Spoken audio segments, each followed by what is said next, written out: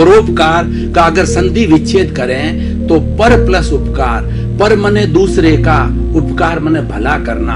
ऐसा कार्य जिससे दूसरे किसी व्यक्ति का भला हो वह परोपकार कहलाता है। हम स्वयं के लिए अपना कार्य करते हैं, अपने परिवार के लिए जिससे कि हम संबद्ध हैं, वो हमारा कर्तव्य है, वो परोपकार की परिभाषा में नहीं आता है, वो सेवा के कार्य में अवश्य आता है।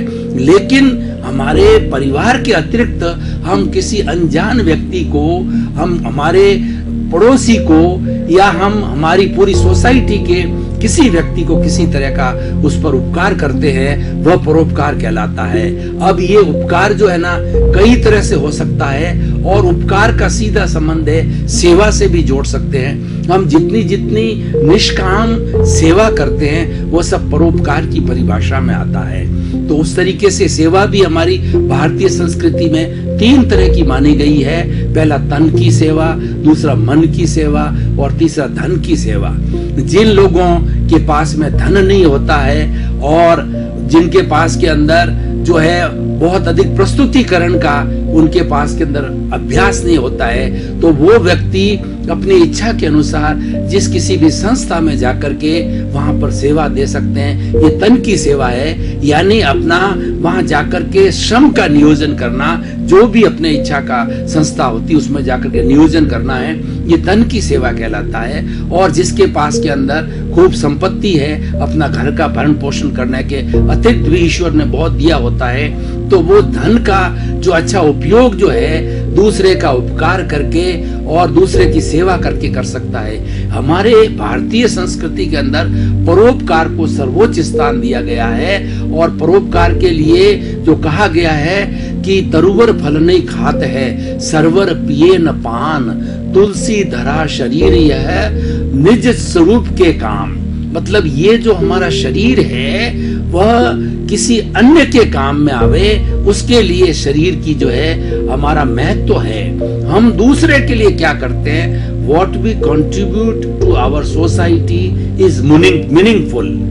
उसके लिए जो है हर व्यक्ति अगर अपने सोसाइटी के लिए परोपकार करने के लिए लग जाए तो बहुत बड़ा कार्य हो सकता है। इस परोपकार को करने के लिए हमारी भारतीय संस्कृति में एक एनजीओ का सिस्टम आया, सामाजिक संस्थाएं खड़ी हुई जो कि अलग अलग क्षेत्रों के अंदर कार्य करती है।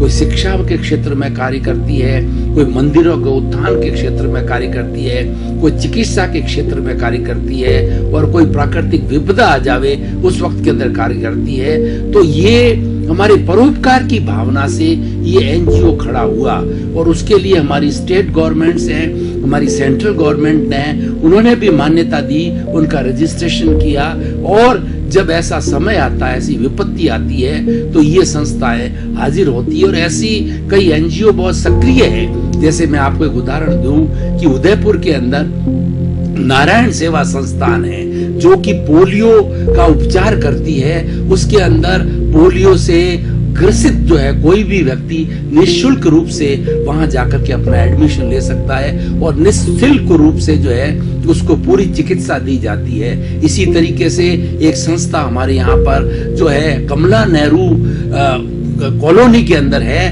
वो है मूक की है, बधिर है, अंधों की स्कूल कहलाती है।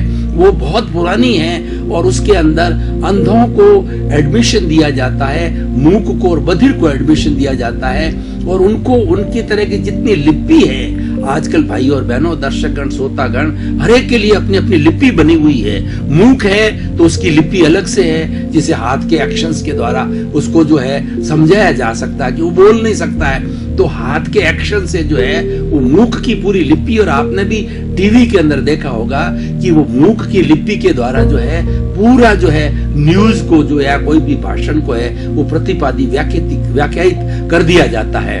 तो इसी तरीके से जो गूंगे हैं और बधिर हैं जिनको सुनाई नहीं देता है, उनके लिए भी इस तरीके की जो है वो रखी गई है। तो हर एक के लिए, अंधे हैं उनकी ये लिपि होती है, वो हाथ के सहारे से उनके लिए जो कागज के ऊपर उभार होता है, उस उभार का अलग अलग पॉइंट्स होता है, उस उभार को देख करके लिपि बन जाती है, और वो लोग बड़े अभ्यस्त हो जाते हैं।